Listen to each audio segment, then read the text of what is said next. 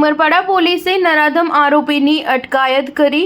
ઉમરપાડાના કદવીદાદરા ગામે 28 વર્ષીય અસ્થિર મગજની યુવતી પર ગામના જ 41 વર્ષીય ઈસમે બળાત્કાર ગુજાર્યો।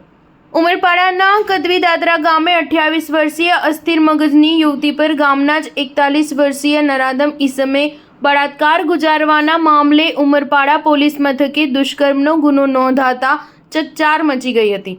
પ્રાપ્ત માહિતી અનુસાર ઉમરપાડા પોલીસની હદમાં આવેલ કદવીદાદરા ગામે રહેતી 28 વર્ષીય અસ્થિર મગજની યુવતી ઘરે એકલી હાજર હતી, જે દરમિયાન ગામમાં રહેતા મુકેશ વસાવાને યુવતી ઘરમાં એકલી હોવાની જાણ થતાં જેણે અસ્થિર મગજની યુવતીની એકલતાનો લાભ લઈ જેના મકાનમાં બળજબરીપૂર્વક શારીરિક સંબંધ બાંધી બળાત્કાર ગુજારી નરાધમ મુકેશ ત્યાંથી ફરાર થઈ ગયો હતો।